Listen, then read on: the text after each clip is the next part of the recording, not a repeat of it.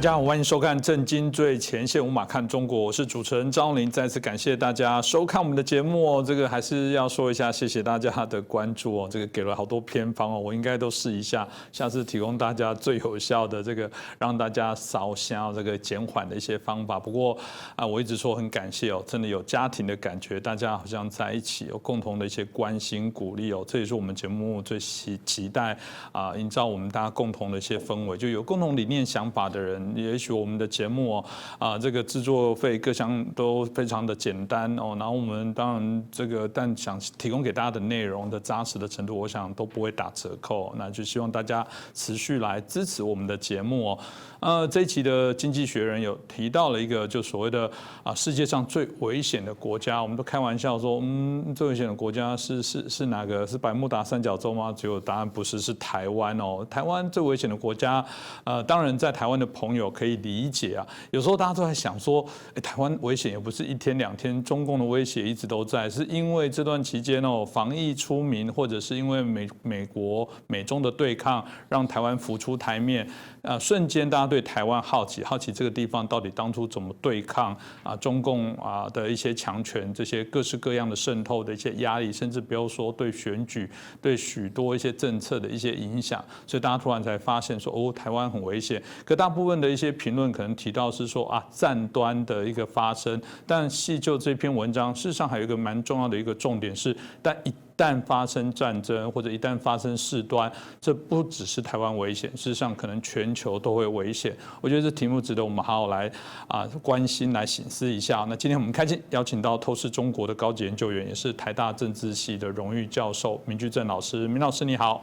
主持人洪林老师好，各位观众朋友们大家好。是老师，我《经济学人》这篇文章当然引起台湾很多的关注啦，所以我想这篇报道至少引起许多的各国的相关关心国际政治的地缘政治，包含两岸关系的部分，一定有许多后续可以来延伸的部分。那我们请教一下明老师，您怎么看这些事？台湾的晶片重要，当然现在全世界都知道了，但我觉得台湾有一个地方呢，大概比晶片更重要。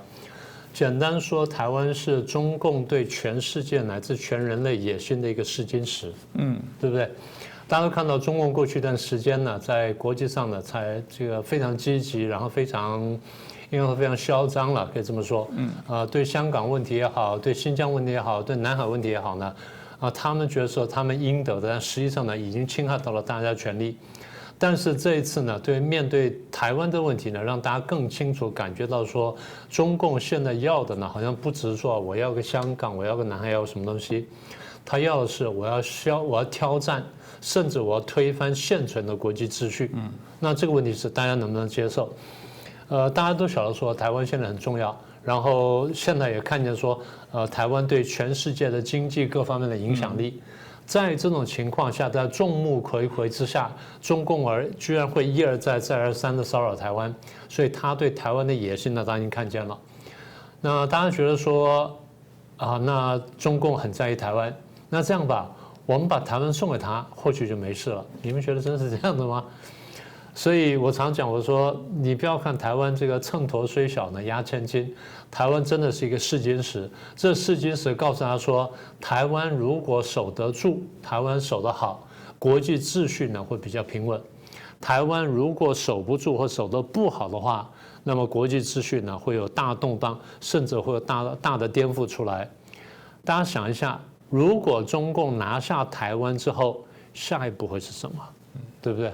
我就停了吗？对，就这个意思。所以现在很多人讲弃台论，我说这件事没有想清楚。包括台湾很多人也担心说弃台，我说这件事没有想清楚。我们当然不是说美国绝对不会犯错，美国过去很多总统犯过错，我们也讲过这话。就是因为美国过去有过很多总统犯过错，我们晓得说犯错的代价很大，尤其对台湾来说代价很大。所以今天我们才一而再再而三出来呼吁说不能犯错，不能犯错，包括台湾人在内也得看懂这形势，不能犯错。我觉得这还蛮重要，就老师点醒这些事情。当然我们不能犯错很重要，但这个犯错的状况还是有，就包含习近平现在大家也搞不清楚，总是觉得这个拜登上台之后他会稍微放软啊，跟我们看到没有，他感觉还是硬着头皮，然后甚至更展现他的武力，更露出他的肌肉，甚至一父当仁不让，我们还是不懂为什么目前中共会这样子，还是看起来有点蛮干不怕的样子。就像你刚刚说到了哈，这个中共拿台湾呢不是秘密嘛，然后也不是一朝一夕的事情。事实上，应该这样说吧，也未必是现在。大家听我讲的话呢，会觉得奇怪，说现在天天中共飞机已经来骚扰成这样了，然后你们又很紧张了，你还说这个现在对台湾的威胁不是现在？对，可能还真的不是现在。我不是说现在有机会他不拿台湾，我不这意思。现在如果有机会，他会很乐意拿台湾。但是呢，现在看起来就是，如果以他主观排序的话，我不认为台湾排在很前面。台湾只是如果顺便可以拿，他一定不会客气。但如果台湾暂时不能拿的话，他有别的事情要忙。那他要忙别的什么东西呢？我们来看一看。第一个呢，就是他真的想连任，现在已经看出来了。事实上，我们在大概15、16呢，大概14、15、16，我们差不多看出来，他是12年上台的。我们在15、16已经差不多看出来了，只是当时不是很确定。到了16的时候呢，我们比较确定。17之后，他那个安排，因为在这个常委里面没有摆这个接班人，所以大家的怀疑呢就更真实。那现在大家应该是明确了。所以如果是这样的话，习近平的第一个排序最高的这个目标呢，是如何连任？不被斗下，不被斗下，然后连任，然后顺利连任，我又能突破过去党内的规矩，又突破的这个几十年的这个做法，然后我能够连任还不被挑战，这是最大的事情。那么第二件事情是什么呢？处理对美关系。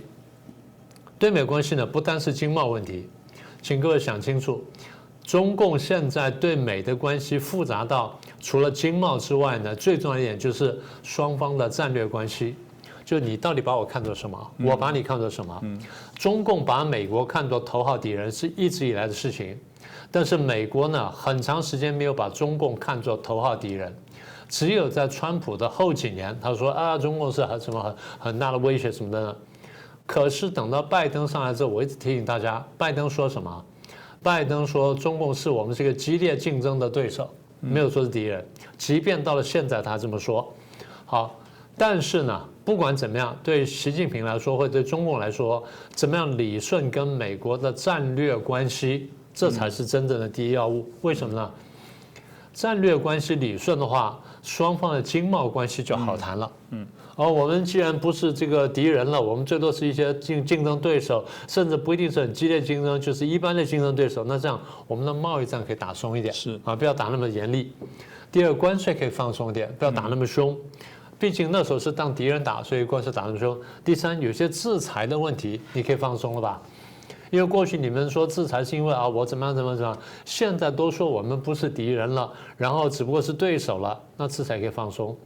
一旦这个对美的关系理顺了，然后这个经贸的关系呢也理顺了，中共经济就会上来。中共经济上来之后，它很多事情就好解决了嘛。所以它现在真正关键呢是经济问题。而经济问题要理顺呢，不是把国内理顺就好了它是内循环。你循环给我看看，你如果可以内循环的话，你的国际贸易的比例为什么要高到30%几？而这30%几里面有90%是跟美国的贸易，也就美国占它1/4以上的贸易额，跟它1/4以上的国内收入国家的财政收入，你说它怎么不在意呢？它当然很在意了。所以这第二块。第三块就是你经济要发展，你光靠加工出口是不行的，你的科技一定要突破。科技本身突破在大陆是有很大的限制，简单说就是因为政治上对人禁锢的太厉害，人的思想比较不开放。哪怕这地方有突破，那边有突破，毕竟是点的突破，而不是线跟面的突破。美国这种社会比较容易出现线跟面的突破，所以科技跟人才交流呢，就变成说。讲白一点，中共向美国跟向西方去偷窃科技，或者去掠夺科技一个好的来源。好，那第四个呢，就是美国现在正在慢慢打造的一个全球反中共的大同盟。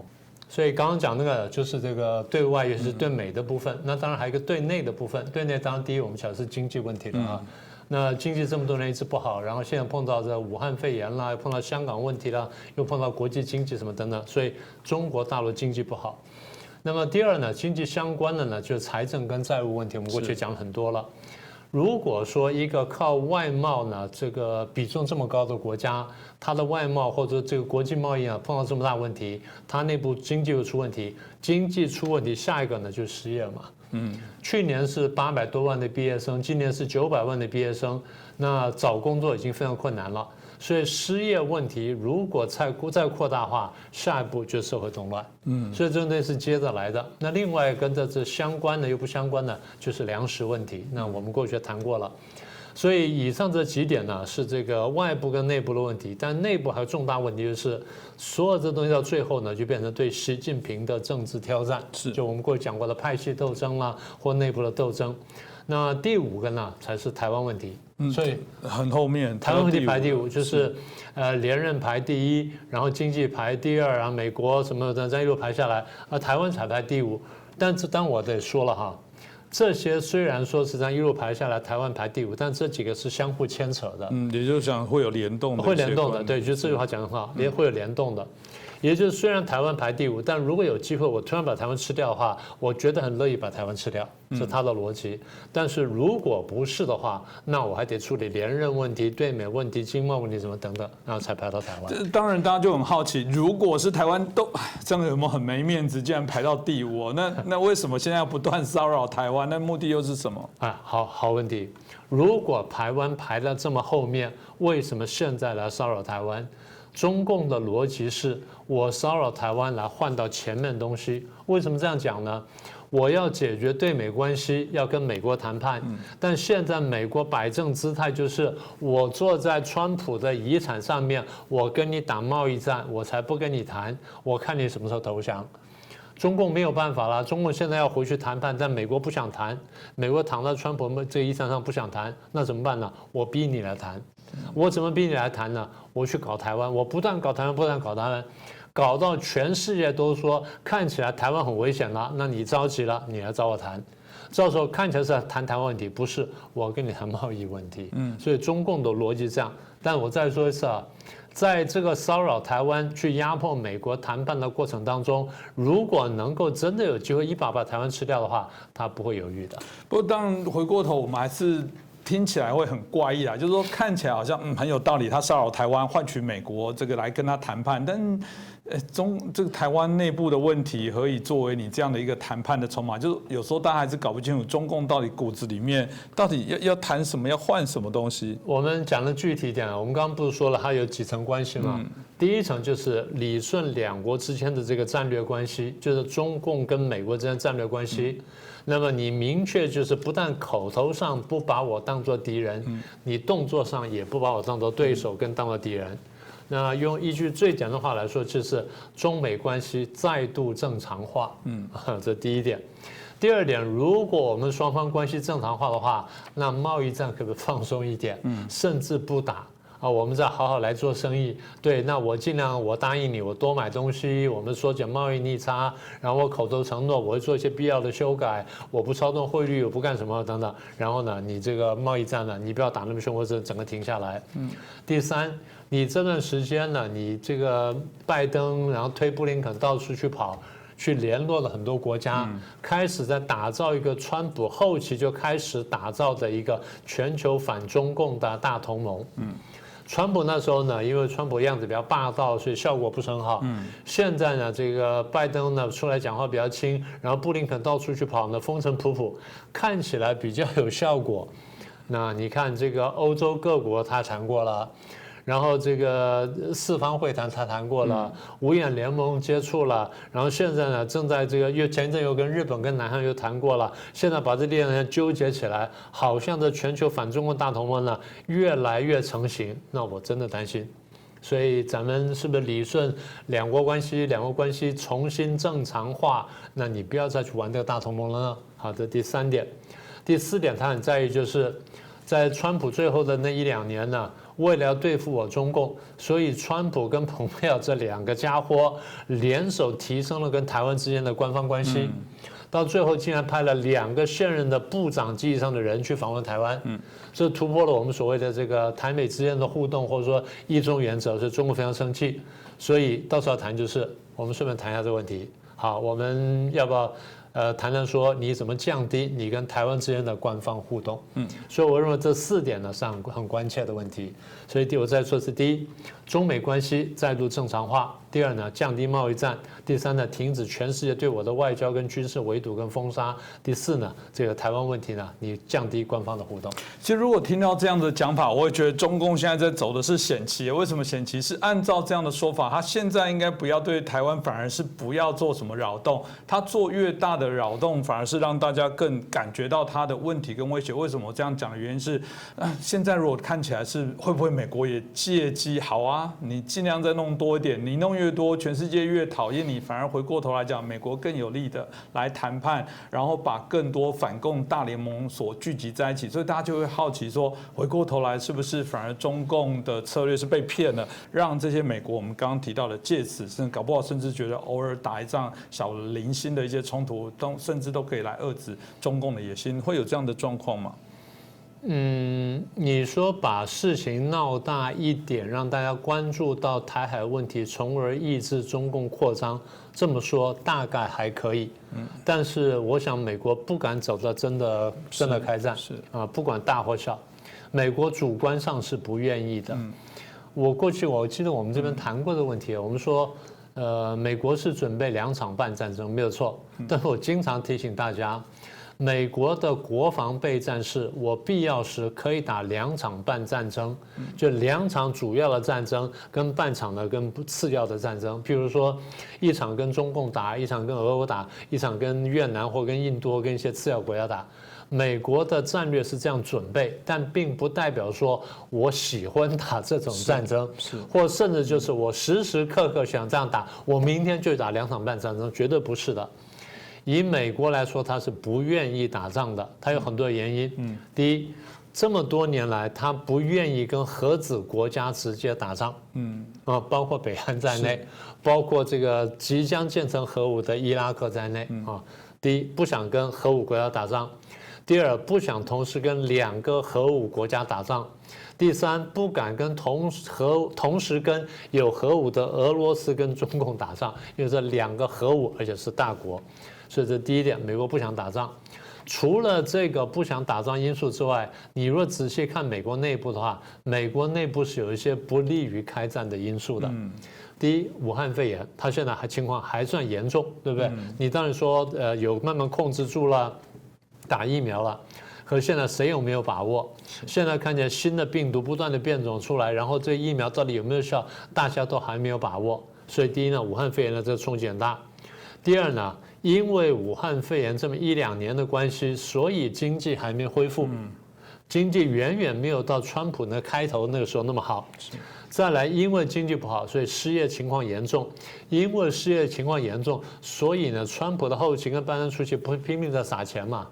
撒钱结果就是，其实呢，通货膨胀已经要开始了。然后呢，这个股市看起来是很好看。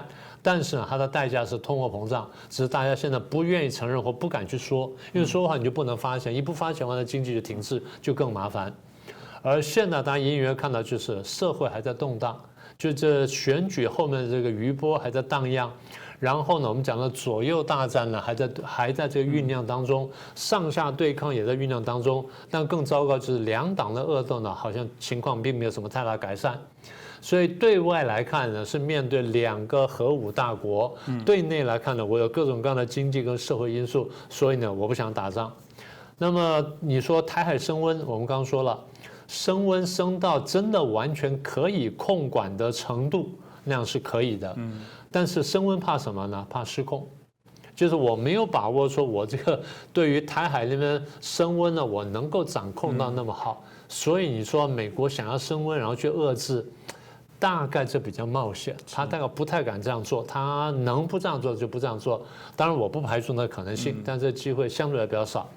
更何况布林肯这2天讲了嘛，我们不会去打冷战嘛，我们跟中共之间不是冷战关系嘛，然后我们不会去遏制中共嘛。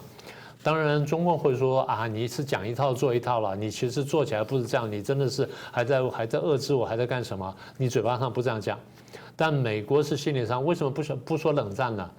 因为如果我说了我跟中共冷战的话，我很多做法要大改变的。我跟中国大陆之间很多这种经贸的往来，我怎么办呢？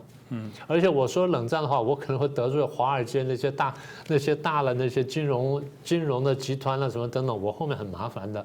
所以就算我要打冷战，我可能都不能说。所以这个布林肯出来讲了，我们跟中共关系呢是3种，第一种呢当然有这个对抗关系，第二种是竞争关系，但他特别强调我们跟中共之间有合作关系。那这种表达方式呢，用中共的说法呢，大家比较清楚，叫斗而不破，最简单了，就是我遏制你的发展，但是呢，绝对不希望打仗。是，说完就这样子。这个大概也是明老师刚谈完，大家非常的清楚。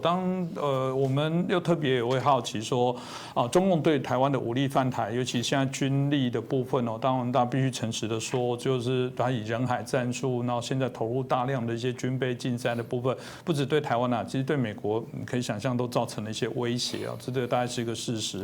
那美国的部分来讲，当然一定会想办法不让中共对台动武，因为要展现出它的一些代价，但问题是台湾自己要付出哪些代价？到底是我们要投入许多昂贵的一些军备，也加入这些竞赛，还是说有其他的可能的方法？那到底要如何？美国也好，或者台湾也好，要如何让中共不轻易的这个武力犯台，而且会知道它的代价非常的大？这大家当然都一定在推论这些问题到底该怎么做。老师，你认为该怎么做呢？台湾部分，第一就是我们应该是说应该非常团结，意志非常坚定，也就是讲清楚了，我要保卫我的地方，我保卫我的生活方式，我保卫我的价值。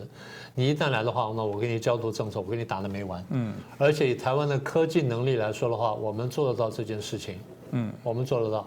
我们的飞弹，我们各方面，那只要没有什么特别因素的话，我们打得到。问题是你要不要付这么高的代价？是第一点。第二点，美国当然看懂了。虽然美国现在做的动作呢，一方面说狠话，二方面秀肌肉。我对中共对台湾问题呢，我说狠话秀肌肉，意思呢，我不是要打仗，也不是把台湾推上去当炮灰，恰恰好就是我告诉中共说，我对台湾问题非常认真。那么你绝对不能碰，你一碰的话呢，那可能就要打仗。但是我现在不告诉你，我现在只是做的动作，你自己回去估量，你去想，想完之后呢，你停下来。二方面，我们刚刚说了，我联络全世界盟友，在亚洲联络日韩然后纽澳这些国家，然后这边联络欧盟的国家，甚至还联络印度等等，所以我把能拉的人呢都拉起来了，然后我看你怎么办。除了这中共部分呢，这个照我们上个礼拜的逻辑的话，就是你如果还担心俄罗斯的问题，那你必须同时吓阻俄罗斯。